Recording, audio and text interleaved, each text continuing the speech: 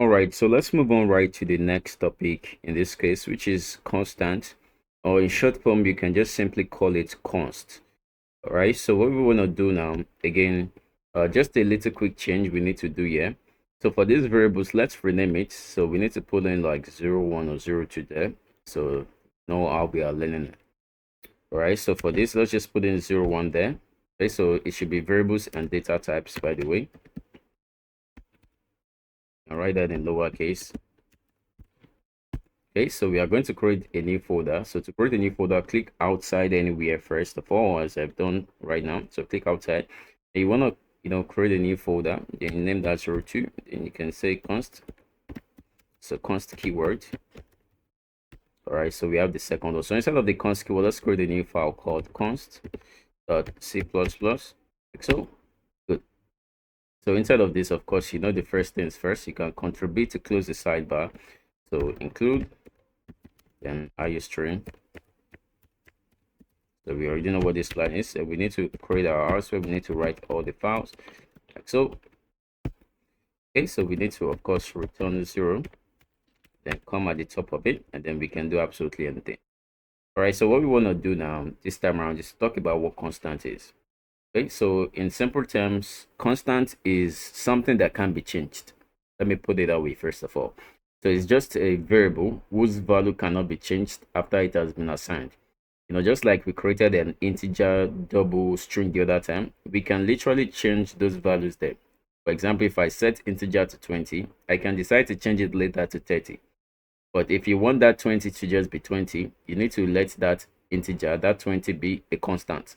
Okay, and it is usually used when you want to protect a value from being modified, like I've just explained. So think of it as a locked box, just like what we have here. You can see what is inside it, but you can't change what you have there. Okay, so to be able to understand this, let me give you a quick simple example right in this. Let's create a variable called pi.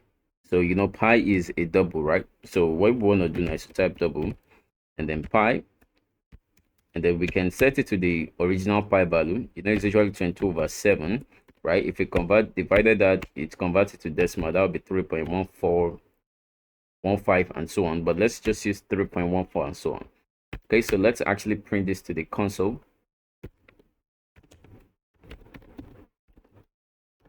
We print in pi like so. Then let's actually get to run this and see the result we have. So run the C++ file. So this will create an executable constant.c constant file again. Okay, and then when we check that, you get to see the result 3.14, as you can see, right? So I can decide to change this value. Of course, we know the value of pi is always 3.14. Okay, so let's say we decide to change the value. It's easy. All you just simply need to do is to call pi, and then you can reset it to a different value. So let's say pi now is 44.5. Then when we try to run this again, the value changes to 44.5. And as you can see at the bottom here, so you can see we have the 44.5, right? So anybody can come into our program and decide to change the variable which we have created already. For example, this pi, as I've explained so far.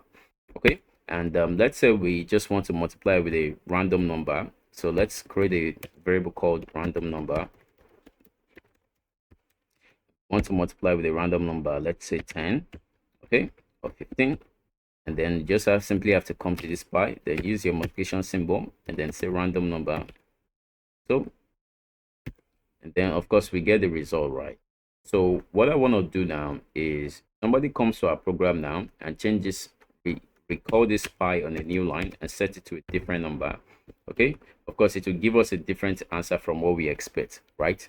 Good. So in order for you to actually avoid anyone changing this pi value here, regardless, okay, you need to be able to use constant values with it. So to do that, at the top here, just put in the constant value like so, and all you just simply need to do is to type const right beside your data type, and that's all, right? So it's as easy as that.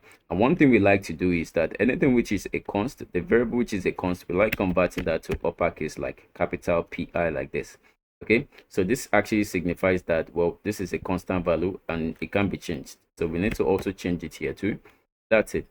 Now it's not necessary to put it in uppercase, but It's just a convention. Whenever one variable is a constant, then we convert it to uppercase. Okay, so this doesn't do anything, but if I try to run this file now, this successfully prints out the result.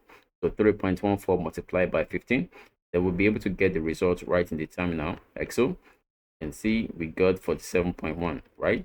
Good. So if somebody comes again to change this pi value, so let's try it. So pi, and then we are resetting that to let's say 10. So that would be like 10 to the power of multiplied by 15, right? So let's try to run that.